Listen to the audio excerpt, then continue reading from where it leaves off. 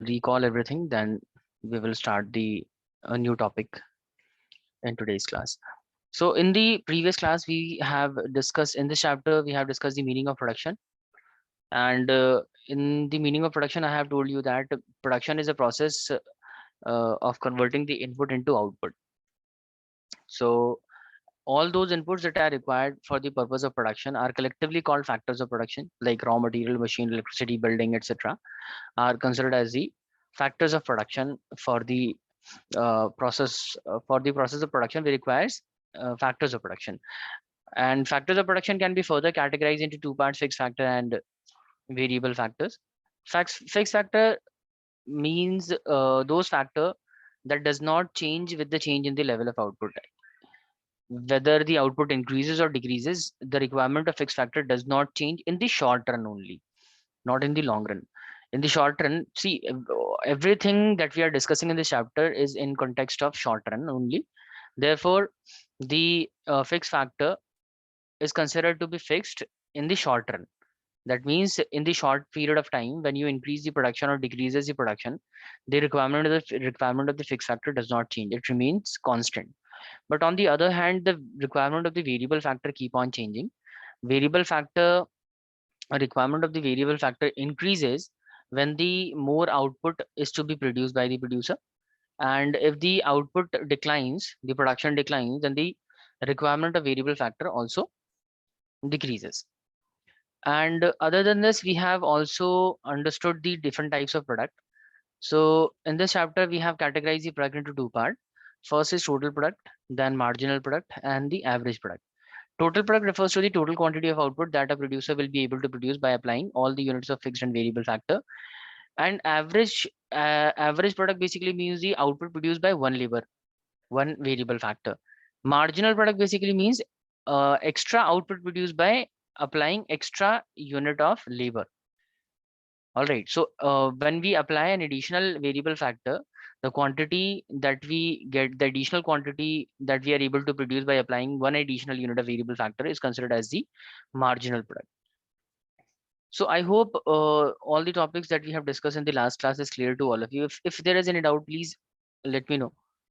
Or otherwise, we will start a new topic. It's So, clear, sir.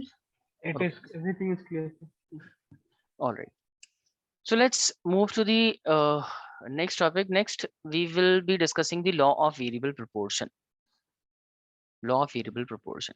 So let me first explain the entire concept of law of variable proportion through a small example. Then we will uh, come to the definition part. What is actually law of variable proportion?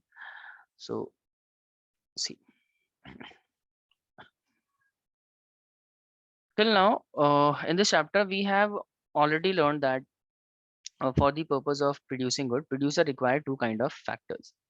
Producer require two kinds of factor. One is the fixed factor and the variable factor. All right. And in the last class, in fact, I have told you that in order to produce more output, producer increases the variable factor only. Fixed factor remains constant throughout the process of production. So let's say if initially output is 10 unit and fixed factor is 5, variable factor are 2. Two labors are applied, and by applying two labor and 5 machines, we are able to produce 10 units of output. All right, this is the current situation. But when producer wants to increase the production of the commodity, suppose he wants to increase the production to 20, I have told you that there is no requirement to increase the fixed factor. Fixed factor will remain constant. Only he can achieve the extra output by applying more labor only.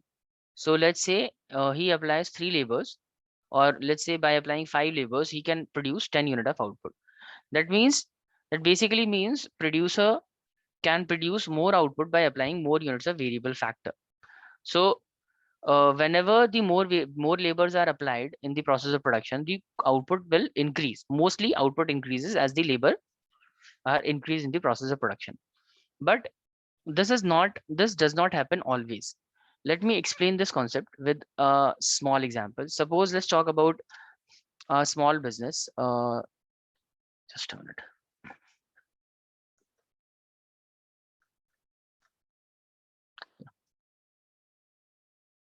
Suppose there is a person, his name is, let's say Mr. X is starting a business, and he is starting a business of, let's say he is starting a printing press.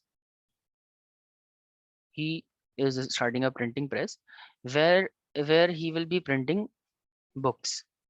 All right. So, what are the activities that he will be required to perform in the business? So, what is basically the job in the business? Job is to first he will take the order from the client. Then he will type the book, type the content of the book. Typing is one of the job. Then he will be printing the books. After printing, he will compile all the loose sheets. So compiling is one of the job that he will be doing in the business. And finally, after compiling the book, he will finally deliver it to the client. All right. So basically, Mr. X has started a business printing or print of printing press, wherein he has to perform all these activities. He had to take order from customer. He need to type the content of the book. Then he will take the print of the book and finally compile the pages and deliver it to the customer. All right. And because the business is at the very initial stage, so he employ only one labor to do the job. Listen to me carefully.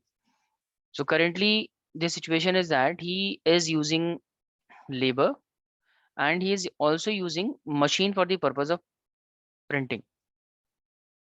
So let's say he is using 3 machines, all right, and one labor. Currently he is applying only one labor. Labor is a variable factor, machine is a fixed factor. So by applying one labor and 3 machines, he is able to produce only, let's say only 30 or okay, only 20 books. One labor, because the burden of activities are too high on one labor, because one labor has to perform all of these activities. He has to take the order, typing, printing, compiling, delivery. Everything is done by only one labor. Therefore, the productivity is too low. So during the period of 1 month, the business is able to produce only 20 books. All right. And because the pressure on this particular labor is very high, so he requests Mr. X to increase the number of labor in the business. So Mr. X employed one more labor. Now there are 2 labors, but because machine is fixed, so there are only 3 machines. But when the second labor comes in, due to the introduction of the second labor, the overall burden of the first labor reduces and the productivity also increases, efficiency of the workers also increases because of the division of work. Earlier all the work is done by only one labor, but because we have added one more labor, so the entire work pressure is divided between the 2 labors. And earlier, because there was only one labor, so only one machine was being used. But now because there are 2 labors, out of the 3 machines, they are using 2 machines, right? Out of the 3 machines that were earlier, only one machine was being used. But when the second labor come, now out of 3 machines, 2 machines are under the use. So because of the division of work, because of the better utilization of the machines, the overall production of the business increases to, let's say, uh, 50 books. So the overall output increases to 50 books. Is that clear, everyone? Initially, one labor is contributing on only 20 books, but when we have added 2 labors, the overall productivity increases. Is it clear to everyone that by adding more labor, we can increase the overall production? Yes, sir. Yes, Okay. sir. Now, what Mr. X have thought, Mr. X is of opinion that that if by adding more labor we can increase the production, why not add one more labor? So now he have added one more labor, expecting that the new labor, when the new labor comes into the business, he will basically produce more output. The overall production of the firm will increase. And when he introduces the third labor, keeping the machinery fixed, same amount of machinery will be there because machinery is a fixed factor. Now, when the third labor comes into the business, the overall productivity increases to 100 books. Getting my point? That means the production is continuously increases as the labor increasing in the business. All right. Now, see, let's calculate the marginal product. Marginal product, when there was only one labor, he was contributing, he was producing only 20 books. That means the marginal product of the business was 20 only. All right. When the second labor comes in, the total production rises to 50. That means the marginal product is how much? 30. 30. Marginal product basically indicate the second labor has contributed extra 30 unit of output. The second labor is creating the output, additional output of 30 unit. All right. And when the third labor comes into the business, the overall production rises to 100. That means the additional output produced by the third labor is how much? It is 50. 50 unit. Now, Mr. X is of opinion that if by adding more labor only we can increase the production, why not keep on adding more labors? Let's keep on adding more labors, because the addition of labor brings in more marginal product. It increases the overall production. So he introduces fourth labor. All right. Expecting that the fourth labor will contribute more than the earlier labor. See, the first labor was contributing only 20 additional product, 20 marginal product. When the second labor comes into the business, he contribute 30 extra, and third labor has contributed 50 extra. Why they were contributing more? Because with every extra labor, the division of work is getting divided, and the pressure is also divided between the three workers, and due to which the productivity and efficiency of the worker is increasing. Therefore, they are able to produce more quantity of output. And Mr. X thinks that if he add the fourth labor, he will contribute even higher marginal product. Mr. X is of opinion that the fourth labor might be contributing more than 50 unit of marginal product.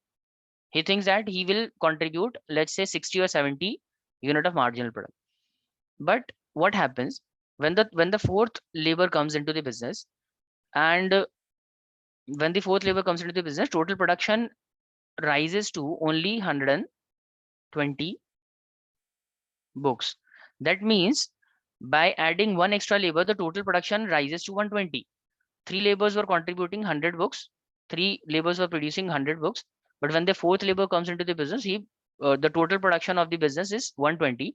That means the production increases, right? But the expectation was that the production will increase by more than 50 units, because third labor has contributed additional 50 units. So fourth will contribute even larger quantity. But this time the fourth labor is contributing only how much? Only 20 units. Getting my point? Why it is happening? Why it is happening? Because when the fourth labor comes into the business, there is no machine to work, because he has nothing. The machine is not available.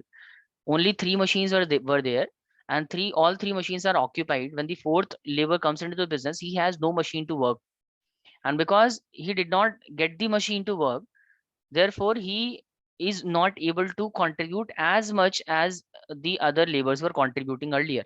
So the fourth labor only contributed 20. Getting my point? Why it is happening? Because there is no machinery available for working for the fourth labor. All right. Yes, sir. And what happens now? Producer added more variable factor.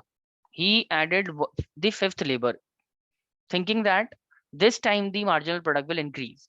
But again, as the as there is no increase in the fixed factor remains same, and we have only increased the variable factor. So this time what happens? This time the total product does not increase. This time total product increases to only 10 unit, 110, sorry, 130. That means by all the 5 laborers are contributing only 130 books collectively. That means the 5th labor is only contributing 10 books. And when this 6th labor comes into the business, finally, without increase in the number of machine, the overall production does not increases this time. The overall production remains constant this time.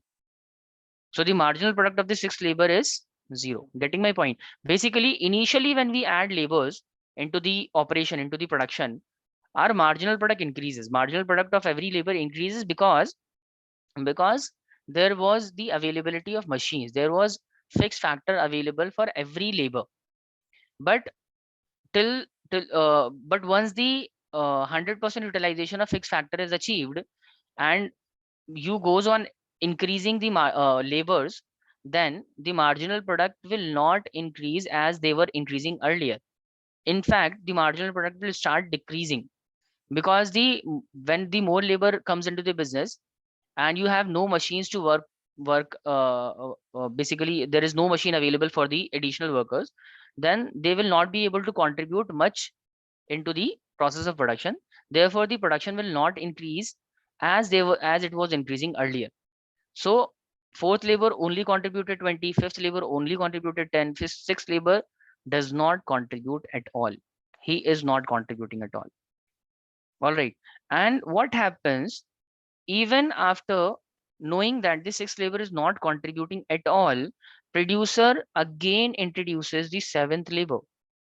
When the 7th labor comes into the business, now this labor will not work, and he will not basically he will disturb the other workers as well. So the overall productivity of the other workers will also get affected. So when there were 7 labors, the overall production declined. Instead of increasing, it goes down to 115 books. That means the 7th labor has contributed minus 15 units of output. Marginal product is minus 15 this time. Is it clear, everyone? Is it clear that when we add when we add more labors during the initial stage of production, our marginal product increases, and after a certain level, when we keep on adding the labors into the business, into the production, our marginal product does not increase, it start decreasing. And after a certain point, if we continue to increase the labors with the same amount of X factor, the marginal product start getting negative.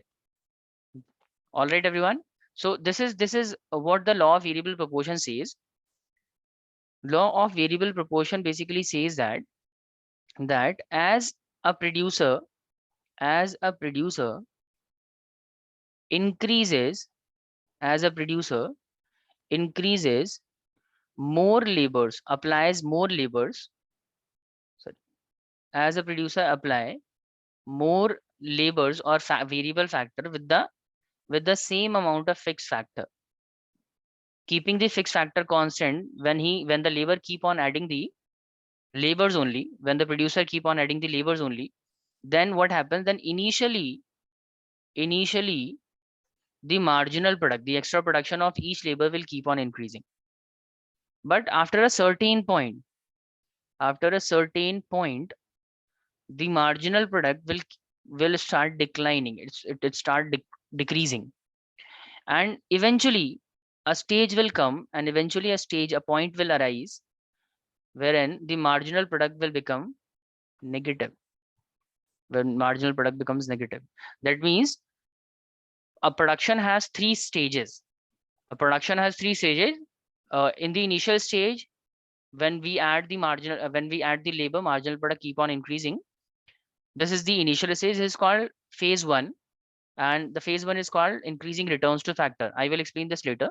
And after a certain point, when marginal product start decreasing, this point is called phase 2, which is called decreasing returns to factor. And finally a stage comes wherein by adding more labors, we get the negative output, we get the negative marginal product, which is called negative returns to factor, phase 3. All right, so this is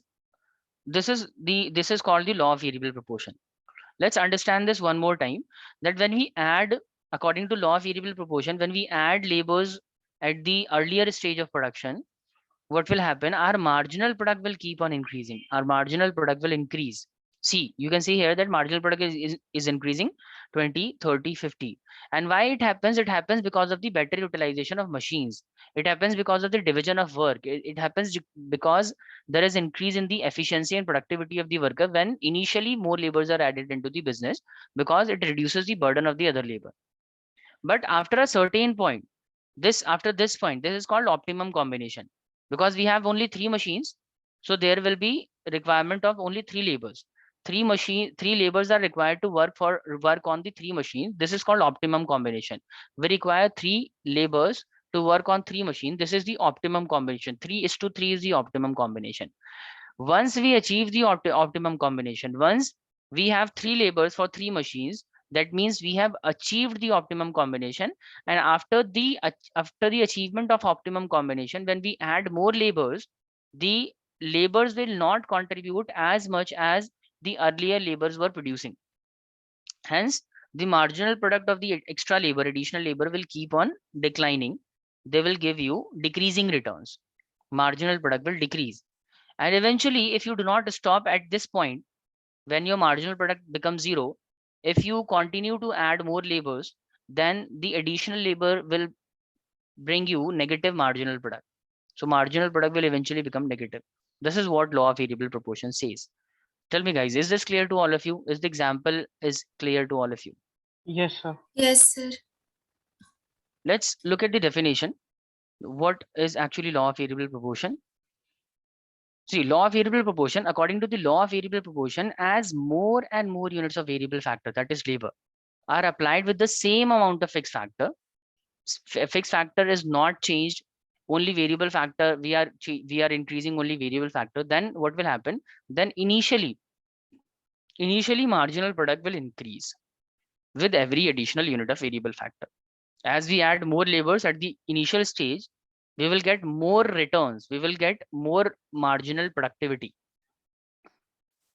But after a certain point, that certain point is called optimum combination. Once the production unit have achieved the optimum combination of fixed and variable factor, after that point, if we start applying the more labors, then marginal product start decreasing with every additional unit of variable factor applied. And eventually, if we do not stop at this stage, then eventually a stage will come when the marginal product becomes 0, or it may also become negative if producer keep on adding more units of variable factor. So you can say that according to the law of variable proportion, there are 3 stages of production. In the initial stage, marginal product is increasing. In the second stage, marginal product start decreasing, and in the final stage, it becomes 0 or negative. Okay, so let's understand this again by one more example. This is the similar example I have taken on the notebook. So we have only one labor initially, and let's say we have 3 machines, and because there is only one labor, so let's assume that only one for every machine we require one labor. So one labor must be using only one machine out of 3. So because he is not able to use all the machines, therefore the productivity is only 10. He is able to produce only 10 unit of output. That means his marginal product is also 10. After that, we have applied one more labor. So now there are 2 labors, but we have kept the fixed factor constant. So we have only 3 factors again.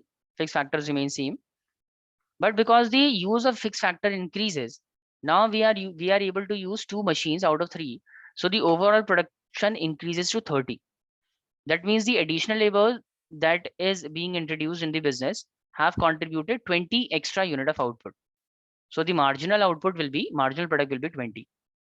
Now we have added one more labor, and just when the third labor comes into the business, this is called the optimum combination, because we have three machines, so we require 3 labors. That is the optimum combination.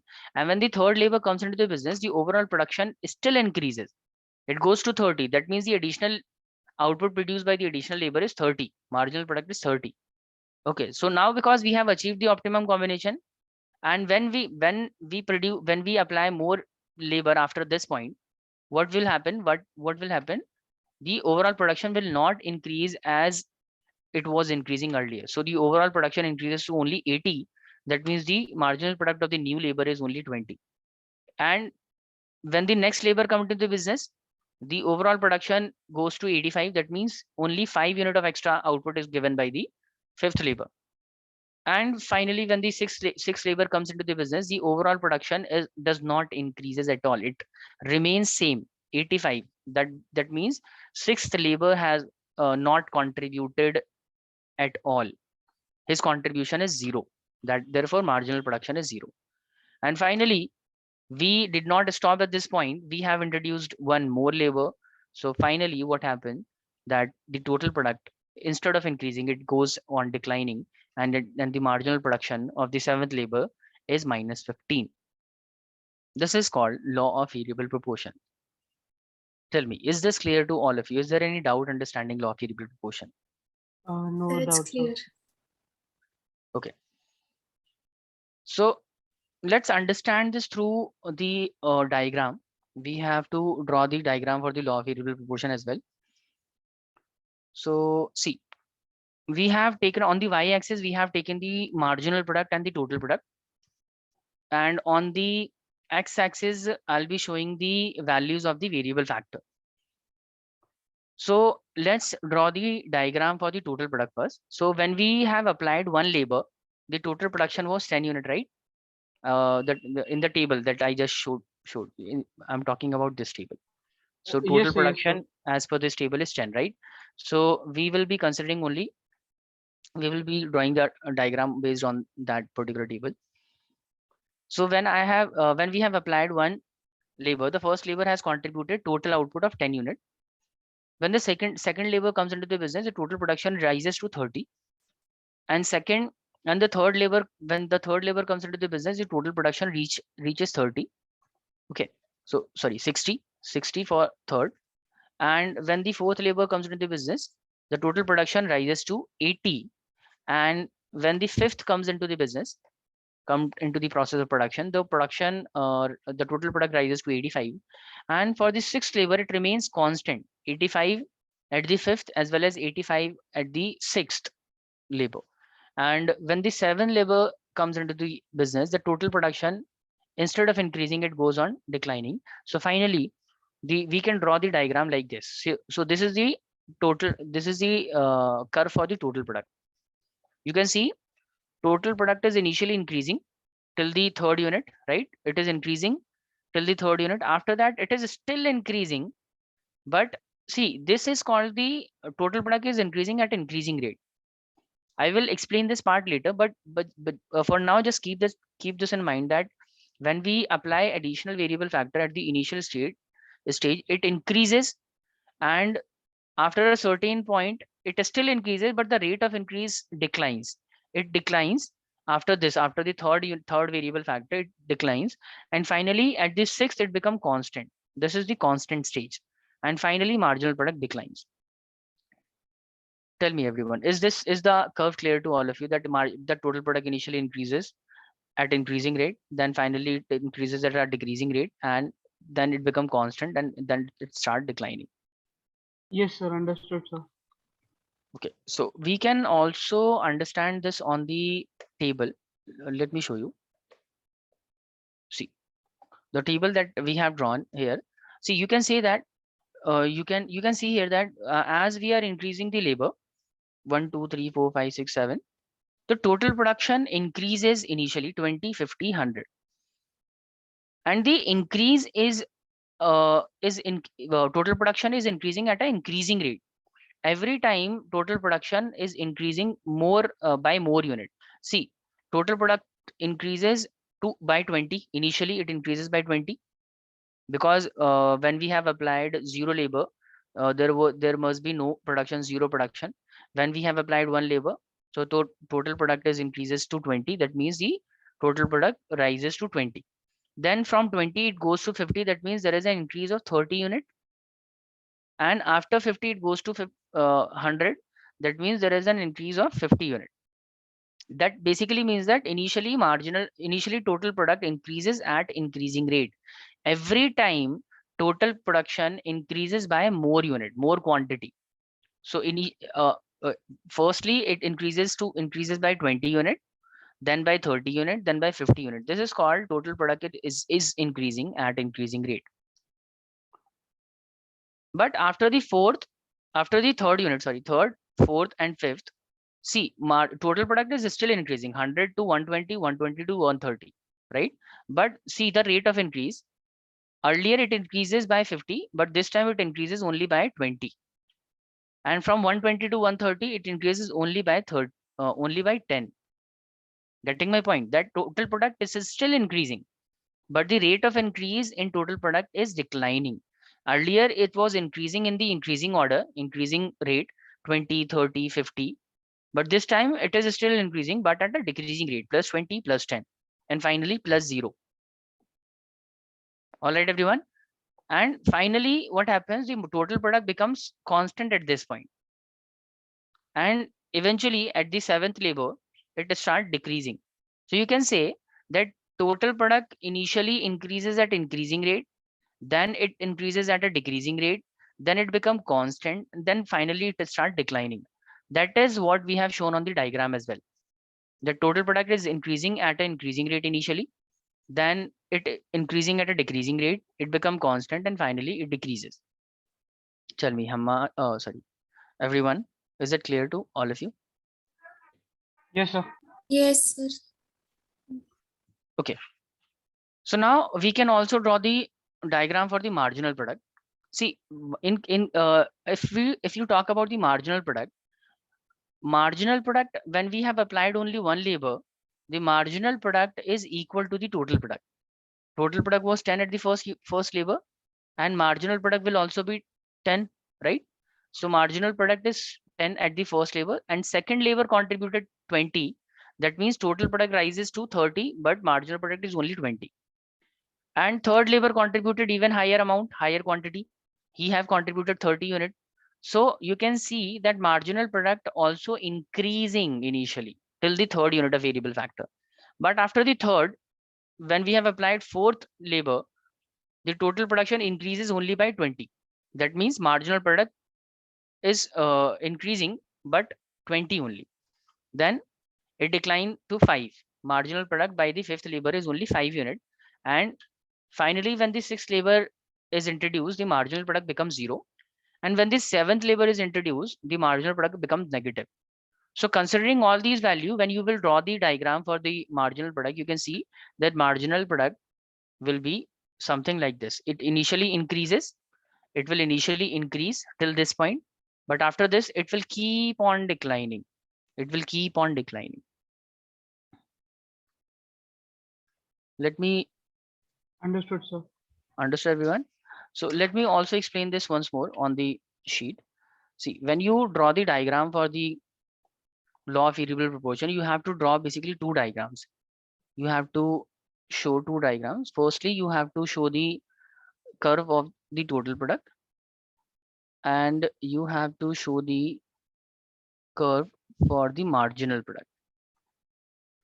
So on the y-axis, we show the diagram of the total and the marginal product, and on the x-axis, we indicate the values of variable factor, that is labels, variable factors. All right. So when initially variable factors are applied, what happens to the total product? Total product increases at a increasing rate. So whenever something increases at an increasing rate, the shape of the curve is something like a convex shape curve. So it is a convex shape curve. That means that total product is increasing at an increasing rate initially. After a certain point, it start increasing at a decreasing rate. That means it will become a little concave. And after a certain point, it will become constant. So constant will be perfectly straight line. And eventually it will decline. So this is how the total product curve will be formed. Initially, it is increasing at an increasing rate. Therefore, it is little convex. And after this point, it is increasing at a decreasing rate. So from this point onwards, it is a little concave. And after this, it is constant, and eventually it declines. Okay. So till the point total product increases at increasing rate, what happens to the marginal product? So marginal product also increases. Marginal product goes on increasing till this point. But as soon as the total product stop increasing, when it become constant, when the total product become constant, the marginal product eventually becomes zero. Marginal product after this point, marginal product start decreasing, right? And it will be zero when the total product is constant and maximum. See, at this point, when total product is constant, marginal product will be zero. And finally, when it becomes, when it start declining, total product start declining, then marginal product also goes negative.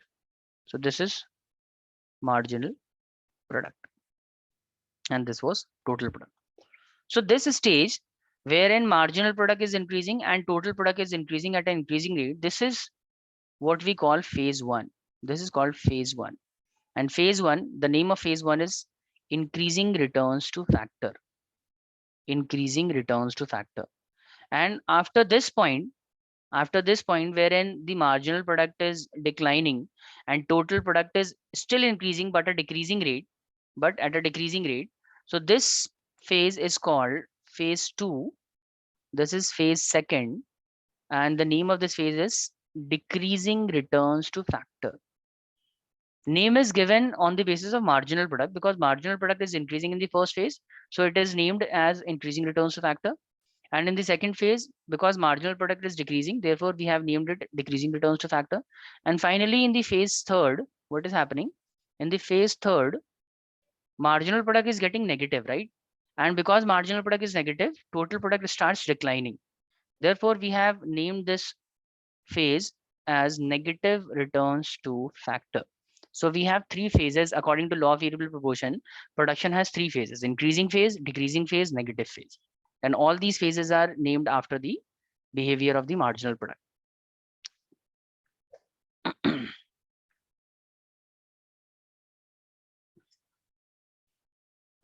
So see, this is phase one till the third unit of variable factor. This is called phase one, wherein marginal product is positive and increasing, and therefore total product is also increasing but at increasing rate. After this point, phase second starts, and phase second is just a minute. Yes, there is phase second, and in the second phase, marginal product is falling. It is positive, but it is falling, and because it is falling, therefore total product is increasing but only at decreasing rate. And finally, in the third stage, wherein the marginal product is negative, total product also start declining. Okay, everyone, is this clear to all of you? Yes, sir.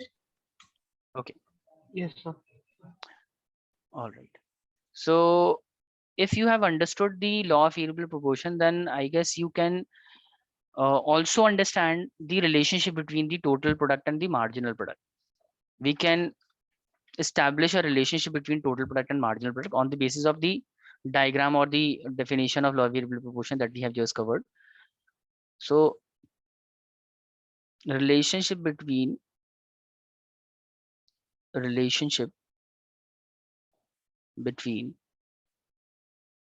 total product and marginal product. What is the relationship between total product and marginal product? So there are four relationship between marginal product and total product. The first relationship is that when marginal product increases, what happened to the total product? It also increases, but the rate of increase in the total product is increasing. So when marginal product increases, total product increases at increasing rate. This is the first relationship. So we can write this as when marginal product increases, what happened to the total product? Total product also increases, but at increasing rate, every time by more unit, increasing rate. All right, the second relationship between the marginal product and the total product is that when marginal product start decreasing, when the marginal product start decreasing, you can see that total product is still increasing, but it is increasing at a decreasing rate. How you can say it is a decreasing rate, sir? Because the shape of the curve is now concave. Concave shape curve indicate that something is increasing but at a decreasing rate. So the shape of total product is concave. This proves that total product is increasing at a decreasing rate. So when marginal product decreases, total product still increases, but at what rate? At a decreasing rate. At decreasing rate.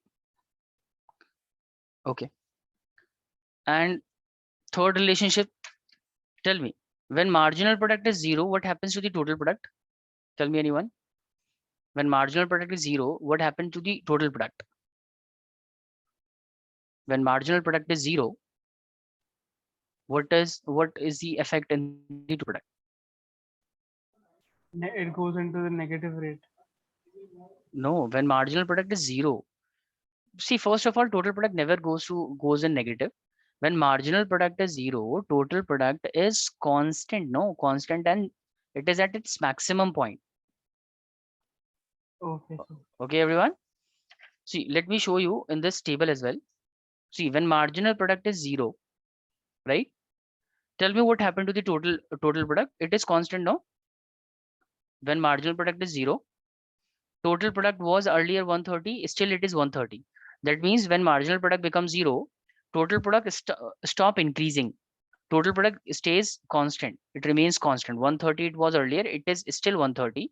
That means when marginal product is 0, total product is constant. And at the same time, it is also at its maximum value. Tell me, what is the maximum value of the total product? Out of the out of all 130 of these units. value, 130 is the maximum 30. value, no? So when marginal product is 0, total product is constant and also at its maximum. So we can write the third relationship between the MP and TP as when marginal product is 0, then total product is constant. First of all, it is constant, and at its maximum also, at its maximum, and at its maximum also. So this is the third relationship between the TP and the MP. There can be one more relationship between the MP and TP. Can you tell me what can be the one more relationship between the TP and MP looking at the diagram? So we have, just a minute.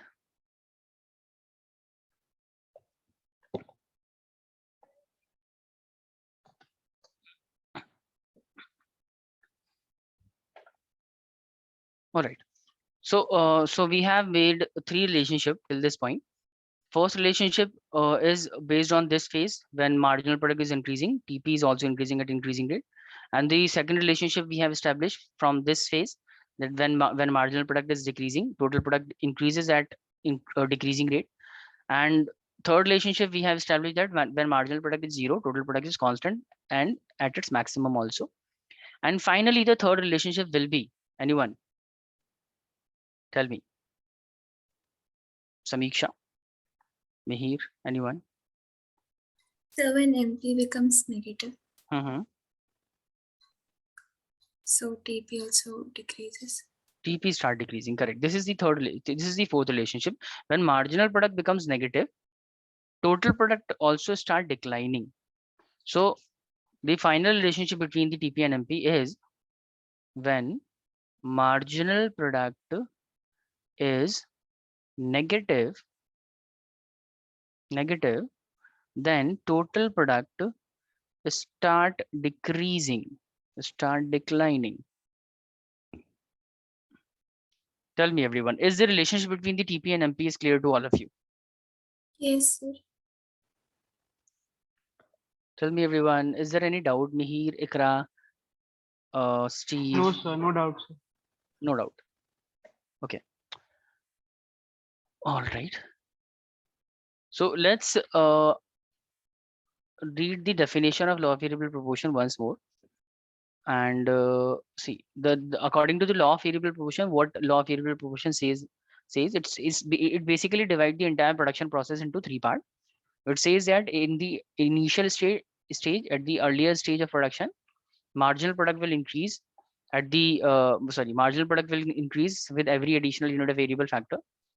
And after optimum combination between fixed and variable factor is achieved, marginal product will start decreasing, and eventually, if the introduction of labor is not stopped, then marginal product will eventually become zero, or it may also become negative if variable are kept, producer keep on adding the more units of variable factor.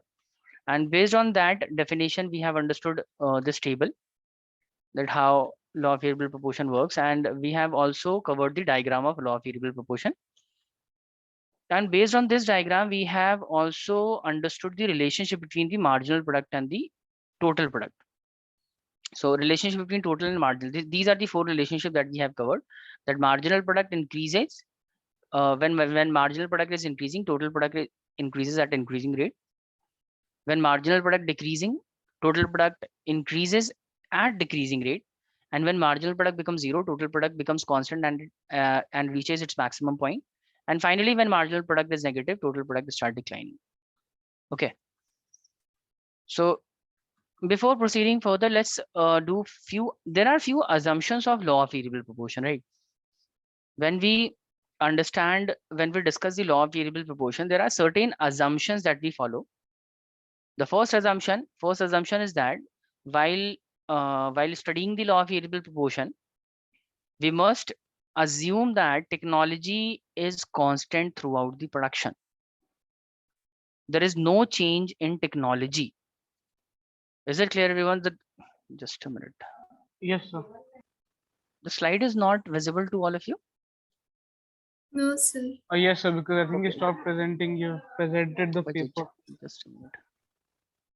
There is some issue. Okay. Is it visible now? Yes, sir, we can see it now, sir. So the technology is assumed to be constant throughout the production. This is one of the assumption of law of variable proportion. See, one can say one can say that, sir, initially when we add labors into the business, into the process of production, they might be contributing, they are able to contribute more unit of output in the process of production, because it may be possible that we are using new machinery at the initial stage. Because the machinery is new, therefore laborers are able to produce more quantity of output, and as the production process continues, the machinery gets old, and when we add more laborers into the business, because machinery get outdated, and finally the output also start declining. It can happen, yes or no? Is this basically this is the possibility or not? Yes, sir. This can be Yes, possible. sir. This can be possible, but for the sake of simplifying the entire law of variable proportion, we have assumed that technology remains constant. We have assumed that there will be no change in technology. Basically, when we are adding more laborers in the initial stage, the laborers are able to contribute more output, not because the technology at the initial stage is more efficient, more updated. It is because we are basically the fixed factor are getting better utilization. Therefore, the production is increasing. And after a certain point, there is overutilization of fixed factor. We have introduced more laborers, and due to the excess of labor, production start decreasing, and not because of technology. Getting my point? Technology remains constant. So the product so the change arising in the production is initially increasing, then decreasing, then it is getting negative. It is not because of change in technology. You cannot say that at the initial stage we were using better technology, at the later stage, at the final stage we were using the outdated technology. You cannot say that, because we have assumed that there is no change in the Okay. technology. पण घरी काय आहे? All right, everyone. Mihir, your mic ठीक आहे is. ठीक आहे ठीक आहे ठीक तू आहे पण खा. चल हा. बाय. बाय कधी येणार? Mihir, mute yourself. Okay. All right, everyone. So is this clear to all of you why technology is assumed to be constant? technology. Yes, sir. Yeah, okay. So the technology is kept constant because if he changes the technology, there is a possibility that production may change. But we do not want the production to change due to the technology, but the as the law of variable proportion says that production is not changing due to technology. Production is changing because of the addition of the variable factor. And initially it increases because when the additional unit of variable factor is applied, the efficiency of the worker and the utilization of the fixed factor is better. Therefore, the output increases initially, and later it declines because there is overutilization of the fixed factor. Okay. So the second assumption of law of variable proportion is that it is assumed that all the variable factors are equally efficient. All the labors, all the variable factors are considered equally efficient. You cannot say that in the initial stage, labors were contributing more just because but there is a possibility that those labors were more efficient, more smart, more capable, and the labors introduced after a certain point is not efficient enough. They are not talented, skillful enough, and therefore the overall production is suffering, and therefore the overall production is declining. You cannot say that because we have assumed that all the labors are equally capable, all the labors are equally efficient. So the so the changes in the production, changes in the quantity of output is not because of the efficiency of the labors. Efficiency of labor is throughout constant. Efficiency of the first labor and the last labor is equal. Why then production is increasing initially and later it is decreasing? It is due to the excess use of variable factor, excess application of variable factor, not because of the efficiency of the variable factor. All right, everyone. Mihir, Ikra, Samiksha, is Yes, this sir. clear? That Yes, sir. it's basically labors or variable factor are assumed to be equally efficient. Next assumption is that law of variable proportion only applies to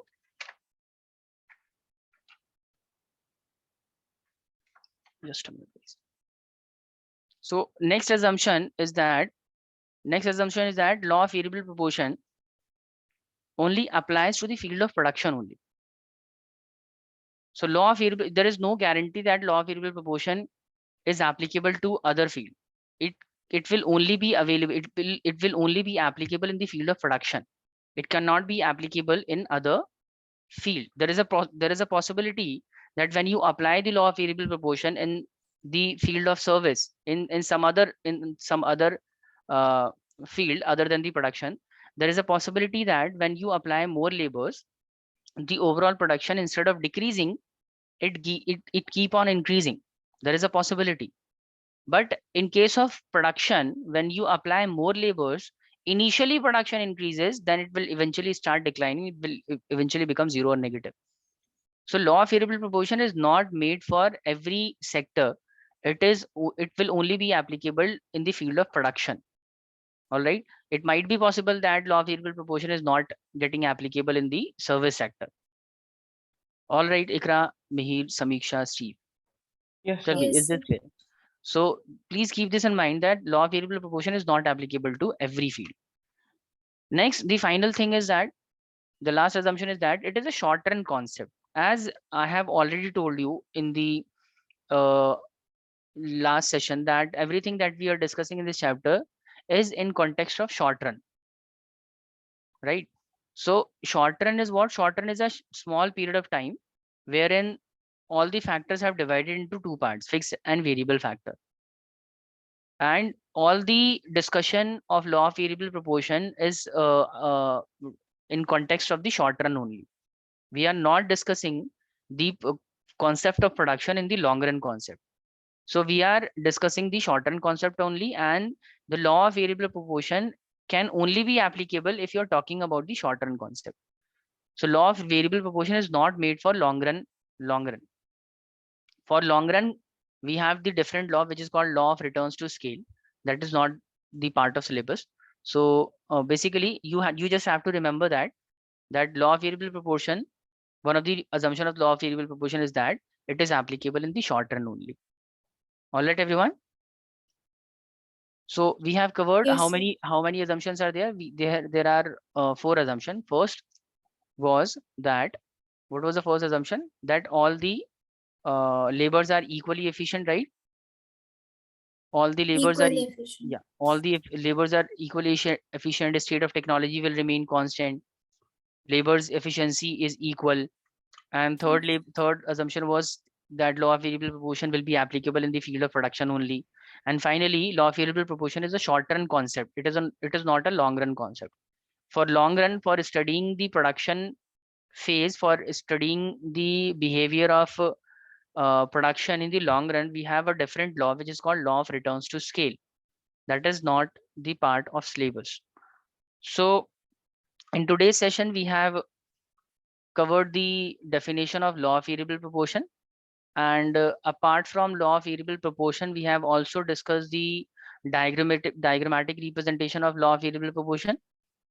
And other than law of diagrammatic representation, we have also understood various assumptions of law of variable proportion. And we have also covered the relationship between the total and the marginal product. So in the next session, we will be discussing the relationship between the average product and the marginal product. So in this chapter, there are 2 relationships that we have to discuss. We have to discuss the relationship between the marginal product and the average product, and also the total product and the marginal product. So out of these 2, we have already covered the one relationship, total product and the marginal product. And the one that remained in the chapter that we will discuss in the next class. So this is it, everyone. This is it for today's session. I hope everything that we have discussed in the class is clear to all of you. If you have any doubt, any problem regarding the topic that we have discussed today, you can ask the same. Is there any doubt, Mihir? No Ikra? doubt, sir. No doubt, sir. Okay. So this is it, guys. Thank you for attending the class. Ikra and Mihir, you can leave the session now. And we will be taking a break of 5 minutes, everyone. Samiksha and Steve. And after the break of 5 Yes, minutes, sir. we will continue with our accounts session. Yes, sir. Okay. Thank you. So today the account session which was there before this class, I missed it. So Yeah, so you didn't attend the class at the 7 o'clock. yes, sir. Okay. So you cannot attend this session Mihir, because we are doing a separate chapter. We are currently discussing the bank reconciliation statement in this class, and we are almost at the end of the chapter. So even if you attend this session, you won't be able to understand anything in this chapter.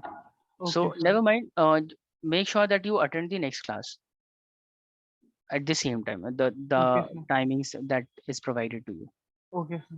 So what was Okay. done today? What was done in the We book, have sir? done few more questions based on journal entries. Oh, journal entries. Yeah. Okay. Journal. Asha, I think you are taking the class at 6 o'clock or 7 o'clock. So UAE time I'm taking it at 4:30 to 5:30. 4:30 That to is 5:30. That means you were basically doing the accounting equation. yes, sir. Accounting equation. Okay. I think So I that's think 6 to 7 in Indian time. yeah, 6 to 7 in Indian time. So today there was no class for 6 to 7. I don't know why Okay. that the team didn't arrange that class. Okay, sir. No issues. Okay, so we will be doing that class tomorrow, inshallah. So All make sure right. you attend that class. Okay. Yes, sir. Yes. Thank Okay. you very All right. much, sir. Okay. Bye.